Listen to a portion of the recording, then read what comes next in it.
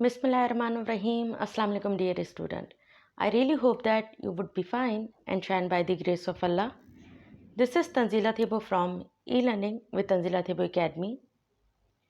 जैसा कि आप जानते हैं CSS में 12 सब्जेक्ट्स होते हैं, 6 कंपलसरी होते हैं और 6 ऑप्शनल्स होते हैं। और ऑप्शनल को चूज़ करते हुए एस्पेरेंट बहुत परेशान रहते हैं and they should be basically why, क्योंकि ऑप्शनल जो सब्जेक्ट्स होते हैं ना वो आपकी CSS में गेम चेंजर का रोल प्ले करते हैं। वो कैसे देखें, जो हमारे 6 कंपलसरी सब्जेक्ट्स होते हैं उसमें तो हार्डली आप 50+ लेते हो, या चलें बहुत ही अच्छा कर लिया आपने 60+ आ गए।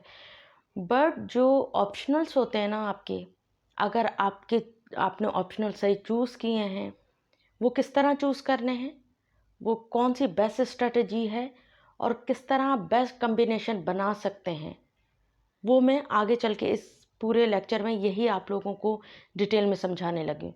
बट अभी I am just letting you know that कि कितना इम्पॉर्टेंट है राइट ऑप्शनल चूज़ करना। ये अगर आपके ऑप्शनल आपने बहुत अच्छे चूज़ कर लिए हैं, वो आपको हाई मार्क्स दिलाने में बड़ा हेल्पफुल रोल प्ले करते हैं। तो be extremely careful while choosing any optional subject. But एक चीज़ आज का लेक्चर स्टार्ट करने से पहले एक चीज़ मैं ज़रूर कहना चाहूँगी कि ज़िंदगी में 2 टाइप्स के शख्स कभी कामयाब नहीं होते। एक वो जो सबकी सुनते हैं और एक वो जो किसी की नहीं सुनते। जब आप ऑप्शनल चूज़ करें ना, तो ये माइंड में हमेशा बात याद रखिएगा, अगर आपने सबकी सुनी तो in the end I don't think so that you will get any positive result. On the other hand, अगर आपने किसी की भी नहीं सुनी तो it will be also a wrong approach. तो आज का जो लेक्चर है बेहतरीन लेक्चर है आप लोगों के लिए, क्योंकि इसमें मैं डिटेल में समझाने लगी हूँ वो बेस्ट स्ट्रेटजीज़ कौन सी होती हैं कि आप अपने ऑप्शनल चूज़ कर सकते हैं, ठीक है, और अच्छे मार्क्स भी गेन कर सकते हैं। तो आज का लेक्चर स्टार्ट करते हैं, बट उससे पहले अगर आपने मेरा ये चैनल सब्सक्राइब नहीं किया तो अभी कर लें, right. So let's get started. Before understanding the strategy to choose optionals for CSS, I would like to address these questions. Like अगर आप बिगनर हैं तो आपको डेफिनेटली नहीं पता होगा कि कितने ग्रुप्स हैं, टोटल कितने ग्रुप्स हैं आपके ऑप्शनल सब्जेक्ट्स के। इसको हम एड्रेस करेंगे। पहले मैं ये बताऊंगी कि टोटल कितने ग्रुप्स हैं और टोटल कितने सब्जेक्ट्स हैं, ठीक है। फिर है what are the total optional subjects. As I told you कि मैं आपको फिर सब्जेक्ट्स भी बताऊंगी, ग्रुप पहले बताऊंगी फिर सब्जेक्ट्स भी बताऊंगी कि कितने हैं टोटल, ठीक है, और कौन कौन से हैं। Rules to follow while choosing optional subject. कुछ रूल्स हैं वो आपको समझने जानने बड़े लाजमी हैं, क्योंकि होता क्या है कि अगर आप घर बैठे तैयारी कर रहे हैं तो कुछ ऐसे ब्लंडर कर जाते हैं, in the end you have to face the music. तो आपको मैं कुछ रूल्स बताऊंगी जो आपको फॉलो करने होते हैं while choosing any optional for you, right. So how to choose optional subject. In the end हम ये सीखेंगे कि आपको ऑप्शनल सब्जेक्ट चूज़ कैसे करने चाहिए जो आपके लिए बेनिफिशियल हों, क्योंकि इधर काफ़ी मिथ्स हैं जो मैं एड्रेस करना चाहूँगी इस लेक्चर के through, right. And then in the end में एग्जामिनर रिपोर्ट भी बताऊँगी, क्योंकि एग्जामिनर आपसे कहता क्या है कि ऑप्शनल जब आप चूज़ कर रहे हैं वो भी कुछ अपनी राय ज़रूर देते हैं, तो यू मस्ट नो कि वो क्या कहते हैं ईच सब्जेक्ट्स के लिए when it comes to choosing any optional subjects. तो सबसे पहले हम एड्रेस करेंगे how many groups are there.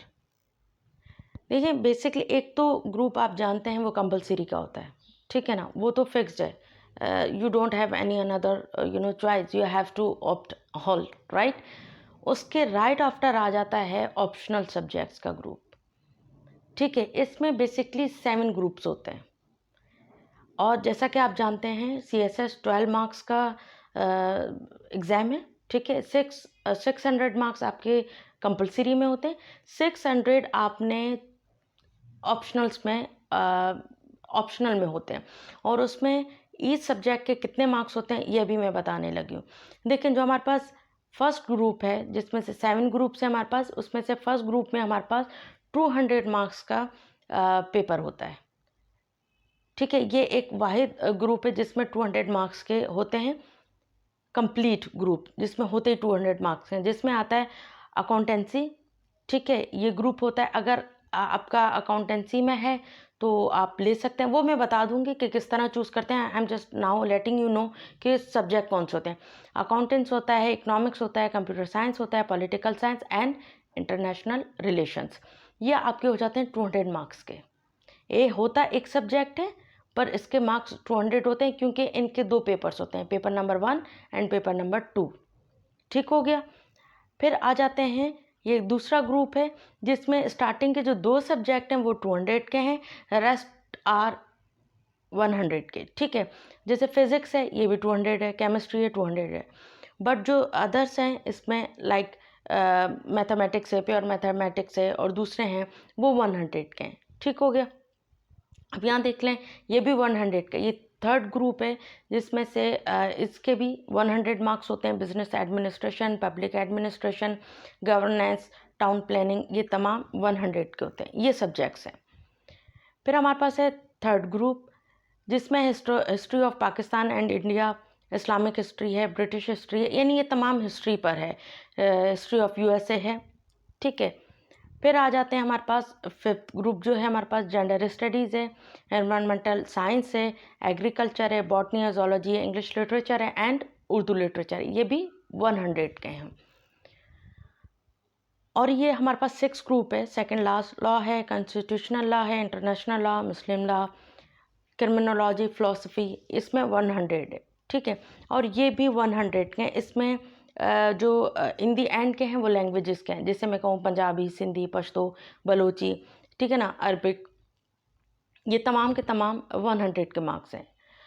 अब देखिए, एक रूल हमेशा जहन में रखिएगा जब आप चूज़ कर रहे हो। अक्सर होता क्या है कि वाइल चूजिंग, ये काफ़ियों को, एस्पायरेंट को, जो बिगिनर होते हैं, रूल पता नहीं होता, एक ही ग्रुप से 3-4 सब्जेक्ट उठा लेते हैं और तैयार भी कर लेते हैं, और होता क्या है, इन दी एंड पता चलता है नहीं, ऐसा तो रूल ही नहीं है।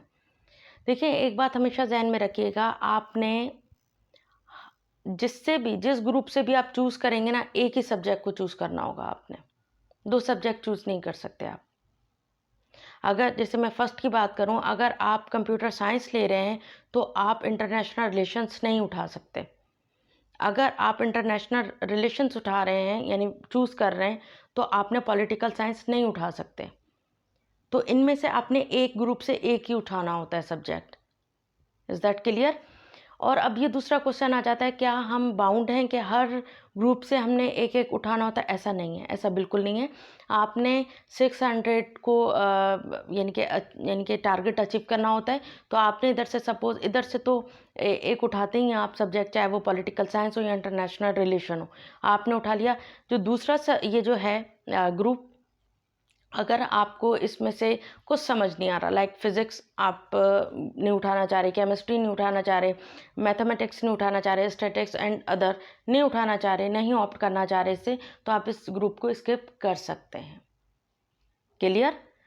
तो इस तरीके से we choose optional. You have to keep it in mind that you can't choose more than one subject from each group. आपने हर ग्रुप से एक उठाना है तो एक ही उठाना है सब्जेक्ट, ठीक है, चूज़ करना है। और आपका ये बाउंड नहीं है आपके, आप हर उससे ग्रुप से आपने उठाना ही। अब जैसे मैं इसको स्किप कर देती हूँ, लेट सपोज मैंने इंटरनेशनल रिलेशन उठाया, इसको स्किप कर दिया, इसमें से मैं आई, इसमें से भी मुझे नहीं लगा कोई सूटेबल, मैंने इसको भी स्किप कर दिया। ठीक है, फिर मैं यहाँ आ गई, मैंने history of Pakistan and India उठा लिया, चूज़ कर लिया। ठीक है, फिर मैंने इधर से जेंडर स्टडीज़ ले लिया।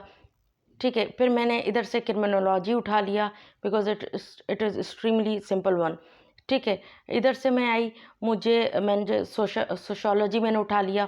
तो that's how I can choose from 7 groups. Clear? पहला तो ये आपको क्लियर हो गया कि यहाँ 7 ग्रुप्स होते हैं ऑप्शनल्स के लिए। वो कौन से होते हैं ये मैंने आपको शो कर दिया है। और आप किस तरह इसमें रूल्स होते हैं कि फॉलो, यानी कि आपको यू नीड टू फॉलो, कि आपने आपने हर ग्रुप से सिर्फ एक ही सब्जेक्ट चूज़ करना होता है, डबलिंग नहीं हो सकती। क्लियर? अब हम आ जाते हैं वो कौन सी स्ट्रेटजी है जिसमें आपको ऑप्शनल चूज़ करना होता है। अब देखें, एक बात हमेशा ज़हन में रखिएगा कि ये स्ट्रेटजी आपने अगर फॉलो कर ली और कंप्लीट देख ली, ट्रस्ट मी, आपको बहुत ज़्यादा आप बहुत ईजी हो जाएंगे वाइल चूजिंग एनी ऑप्शनल। मैं आपको टिप्स और ट्रिक्स भी बताऊंगी कि कैसे आप बहुत मुतमईन होकर अपना खुद से कम्बिनेशन तैयार कर सकते हैं। वो कैसे, अब देखें, बेस्ट स्ट्रेटजी कौन सी होती है टू चूज़ ऑप्शनल सब्जेक्ट। मैं आपको जो बताने लगी वो क्राइटेरिया है, कुछ ऐसे स्टेप्स हैं जो आप फॉलो करेंगे तो I am sure you will be able to make best combination for you guys. पहला क्या है जो क्राइटेरिया है for selecting optional subject? Academic background. अब देखें, अगर आप देखें, आप जानते हैं कि CSS को अप्लाई करने के लिए ग्रेजुएशन आपकी होनी लाजमी है, ठीक हो गया। अब आपने ग्रेजुएशन किसी तो सब्जेक्ट में ज़रूर की होगी ना। अगर आपकी, जब आप चूज़ कर रहे हो ऑप्शनल, अपना बैकग्राउंड देखें। लाइक अगर आपका इकोनॉमिक्स में है, अगर आपका अकाउंटिंग में है, अगर आपका IR में, अगर आपका कंप्यूटर साइंस में या किसी भी सब्जेक्ट में है, तो ये बात ध्यान में रखिएगा, अगर आपका वो सब्जेक्ट में आपने ज़रूर, आपको कुछ तो पता होगा ना, डेफिनेटली बहुत कुछ पता होगा उस सब्जेक्ट के लिए जिसमें आपने अपना ग्रेजुएट किया है, राइट।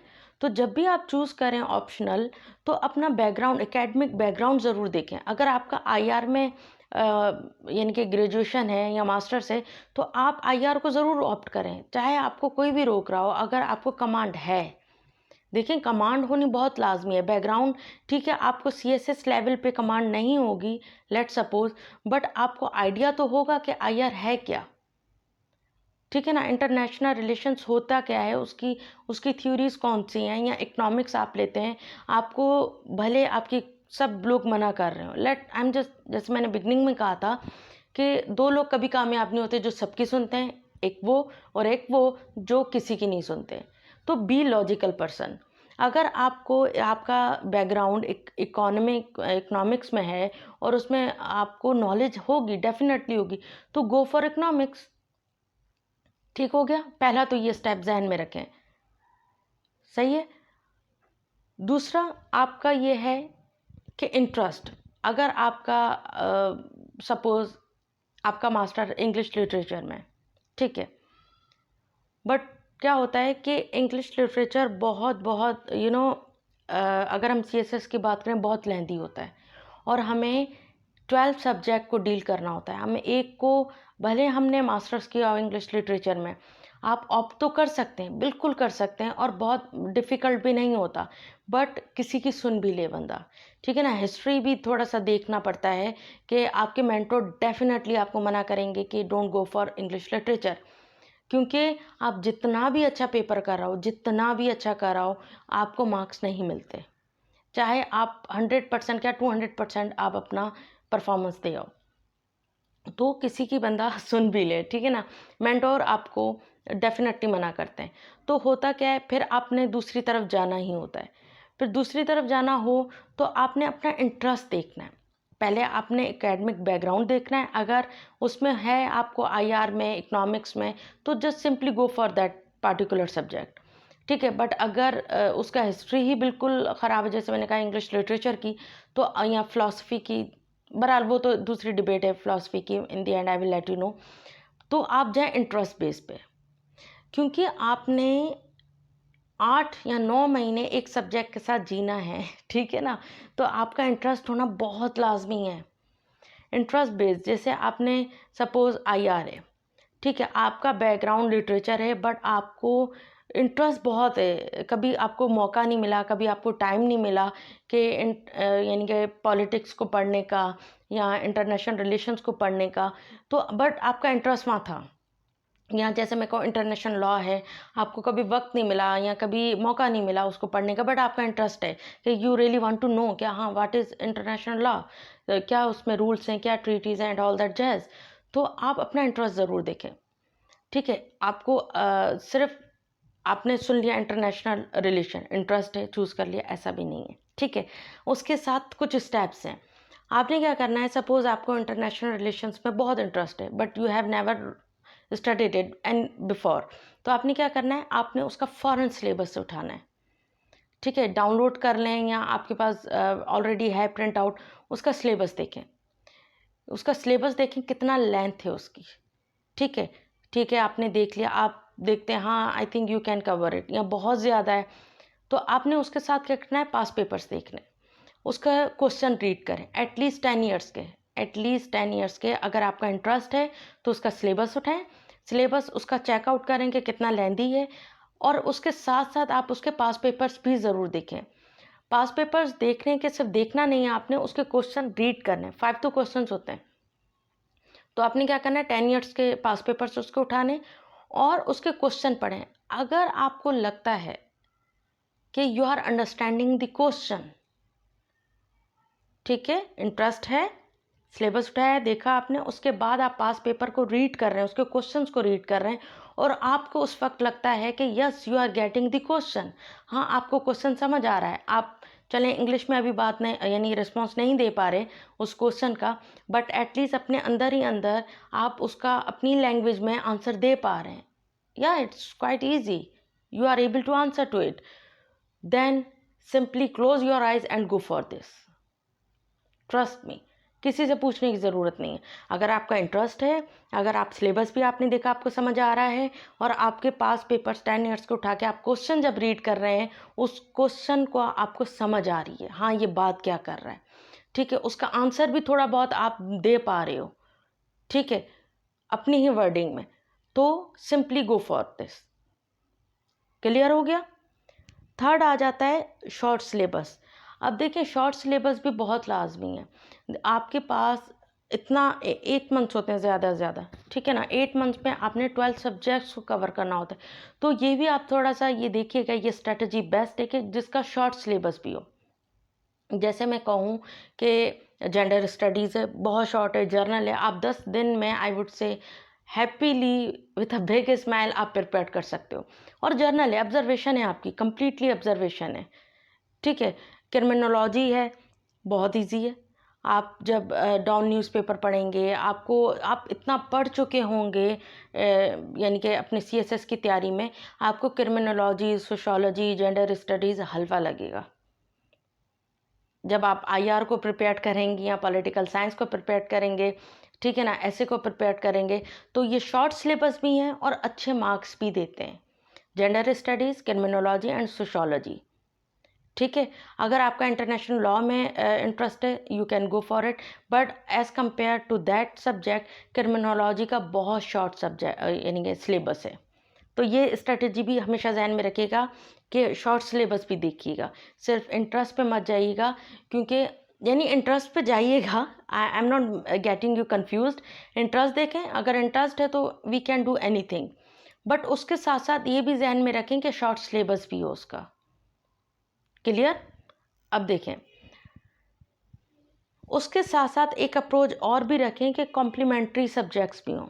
अब जैसे मैं कहूँ आईआर है, वो कॉम्प्लीमेंटेड सब्जेक्ट है, किसको करता है, ऐसे को करता है, बहुत ज़्यादा हेल्प करता है आपको।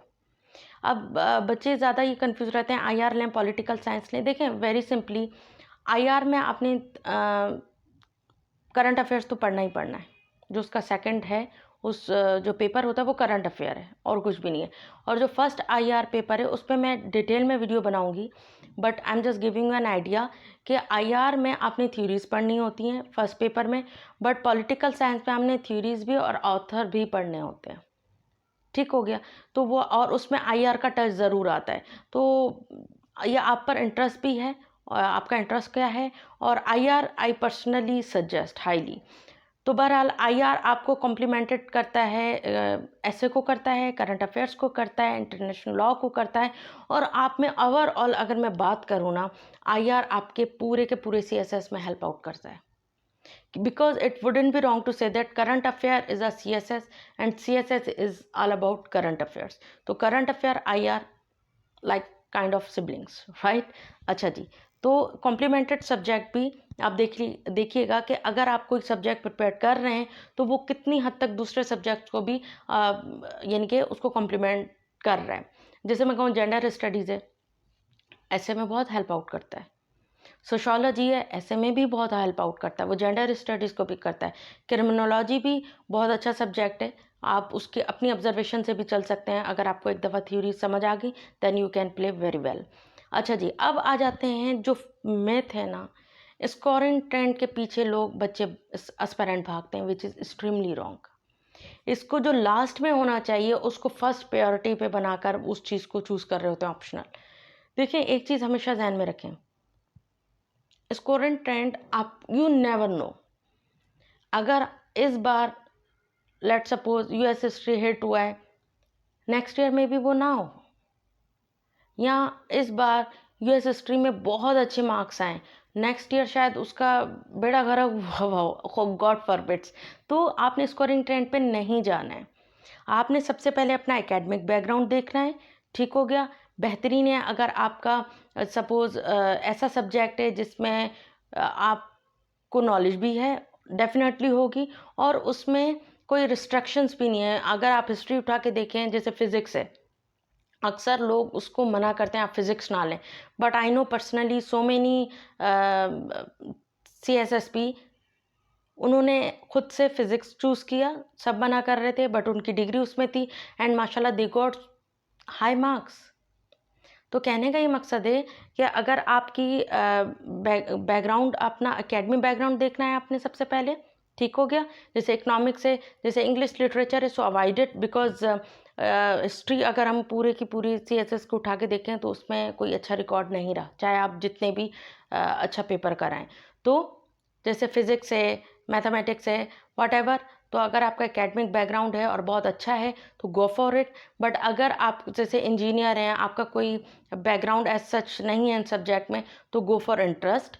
ठीक हो गया, इंटरेस्ट की तरफ जाएं, और इंटरेस्ट के बाद सिलेबस को देखना है आपने कि शॉर्ट सिलेबस किसका है। उसके बाद आप आ जाना है आपने कि शॉर्ट सिलेबस हो तो कॉम्प्लीमेंट्री भी हो, वो कॉम्प्लीमेंट्री भी कर रहा हो, ना कि उसको एक अकेले ही इतना टाइम देना पड़े और वो किसी और सब्जेक्ट को हेल्प आउट नहीं कर रहा हो। तो keep it in your mind as well.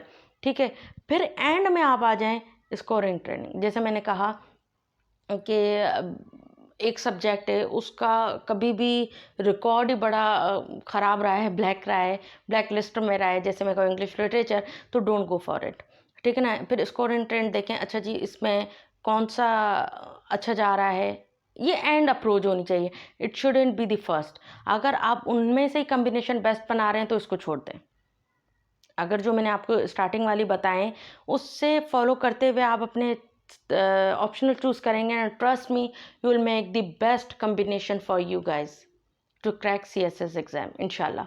तो होपफुली आज का लेक्चर आपको बहुत अच्छे से समझ आ गया होगा कि आपने स्ट्रेटजीज़ को कैसे फॉलो करना है, किस तरह अपना बेस्ट कम्बिनेशन बनाना है।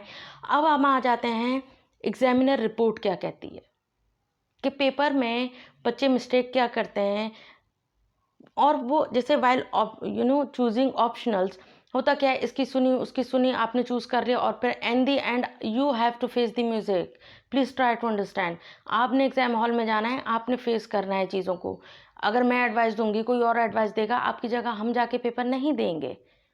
ठीक है ना, so be a good leader of your life. ठीक है, अब एग्जामिनर रिपोर्ट क्या कहती है, एग्जामिनर कहते क्या है पेपर में, आप ब्लंडर क्या करते हैं, एस्पिरेंट क्या मिस्टेक करते हैं। पुअर इंग्लिश राइटिंग स्किल्स, देखें इंग्लिश को आपने इजी नहीं लेना है, बट अगेन वही बात है, कीप इट सिंपल। मैं ये नहीं कह रही फ्लावरी लैंग्वेज लिखें, बट करेक्ट लिखें। ठीक है, मैंने पार्ट्स ऑफ स्पीच की सीरीज़ चलाई है, उसको ज़रूर देखें, उसको डेफिनेटली देखें, because all my lectures are going to help you out guys. ठीक है, क्योंकि मैंने सारा का सारा जितना भी मैं अपलोड कर रही हूँ वो मैंने डिज़ाइन ही आप लोगों के लिए किया है, CSS PMS और एनी कम्पिटिटिव एग्जाम्स के लिए। जो मैंने पार्ट्स ऑफ स्पीच के लेक्चर अपलोड करी उसको देख लें, बहुत अच्छे से मैंने एक्सप्लेन किया है, होपफुली आपको समझ आएगा। ठीक है, पुअर इंग्लिश राइटिंग स्किल, इस पर तवज्जो दें। ठीक है, lack of understanding of the basic concept, अब होता क्या है, अब जी बने बनाए नोट्स काफ़ी एस्पायरेंट ले लेते हैं। ठीक है, बने बनाए लेने के बाद क्या होता है, उनका कॉन्सेप्ट क्लियर नहीं होता, और किसी के कहने से सब्जेक्ट चूज़ कर लेते हैं, समझ आता नहीं है, बस ऊपर ऊपर से पढ़ लिया और जाके बैठ गए, और एग्जामिनर रिपोर्ट क्या है, क्या रही है, lack of understanding of the basic concepts. तो कॉन्सेप्ट आपने क्लियर करने हैं अपने, सिर्फ ऐसे ही जाके बस ऊपर ऊपर की बातें नहीं करनी, बी लॉजिकल। ठीक हो गया। आपने कैसे तैयारी करनी है, किस तरह करना है, वो मैं जब मैं ऐसे के लेक्चर अपलोड करूँगी आप लोगों के लिए ऐसे सीरीज़ के, उसमें मैंने एक पार्ट पूरे CSS के लिए भी रखा हुआ है कि आपने तमाम के तमाम कुछ ऐसी ट्रिक्स और टिप्स हैं उसको अप्लाई करेंगे तो कॉन्सेप्ट क्लियर हो जाएंगे इंशाल्लाह। अच्छा जी, रिलाइंग ऑन सब स्टैंडर्ड। अच्छा देखिए, मटेरियल जो आप पढ़े ना, थोड़ा मैं कहती हूँ आप लोग जिस चीज़ों पे फोकस करना होता है उस चीज़ों पे हम फोकस करते नहीं हैं। मटेरियल अच्छा पढ़ें, क्योंकि जो मिला उसको पढ़ के नहीं करें। Be again I would say, अब आप सोचेंगे कि हमें कैसे पता चले कि सही मटेरियल है गलत है, थोड़ी सी वर्क हार्ड करें, वर्क हार्ड करें, ट्रस्ट मी आपको समझ आने लग जाएंगी चीज़ें। अब देखें, एक बुक है आपने उठाई, जो मार्केट में बुक है जो CSS बेस्ड होती हैं, ज़रूर उनको उठाएं। मैं ये नहीं कह रही कि ना उठाएं, बिगनर हैं तो डेफिनेटली उसको उठाएं, बट उस पर 100% रिलाई ना करें, कुछ उधर से उठाएं। Internet is the best approach, ठीक है। और अगर आपको नोट्स चाहिए होते हैं अथेंटिक और गुड मटेरियल के, I would say net is the best.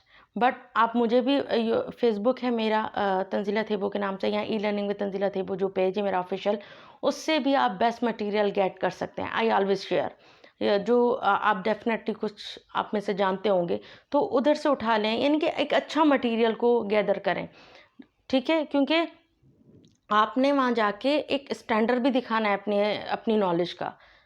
Clear. Absence of independent knowledge, again I would say कि नॉलेज के कॉन्सेप्ट क्लियर होंगे तो डिटेल नॉलेज भी होगी आपके पास, ठीक है। और कॉन्सेप्ट क्लियर करें, चीज़ों को रट्टा नहीं लगाना है, आपने क्रेमिंग नहीं करनी है, understand the thing.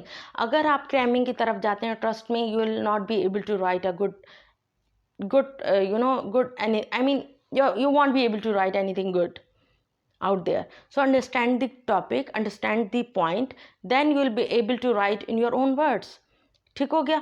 Lack of critical thinking. अच्छा, क्रिटिकल थिंकिंग पे बहुत ज़्यादा क्वेश्चन आते हैं कि how to enhance your critical thinking. इस पे मैं एक सेपरेट वीडियो बनाऊंगी कि क्रिटिकल थिंकिंग होती क्या है और आप इसको कैसे एनहेंस कर सकते हैं। I will surely late you no, don't worry, ठीक है। मिस मैनेजमेंट ऑफ टाइम का तो उसके लिए भी सेपरेट वीडियो मैं बना लूँगी। तो ये थी एग्जामिनर रिपोर्ट के आप एस्पेरेंट कौन सी ब्लेंडर करते हैं, ठीक हो गया। तो होपफुली आज का लेक्चर आपको अच्छे से समझ आ गया होगा कि आप कैसे अपने ऑप्शनल को बेहतरीन अप्रोच से क्राइटेरियाज को फॉलो करते हुए किस तरह ऑप्शनल अपने चूज़ कर सकते हैं और किस तरह अपने लिए बेस्ट कम्बिनेशन बना सकते हैं। तो होपफुली आज का लेक्चर आपको बहुत अच्छे से समझ आ गया होगा। अपना बहुत ज़्यादा ख्याल रखिएगा, मिलते हैं नेक्स्ट लेक्चर में। Take care and but yes, still अगर कोई कन्फ्यूजन है, कोई परेशानी है, कोई क्वेश्चन है तो आप कमेंट बॉक्स में मुझसे ज़रूर पूछ सकते हैं। Take care.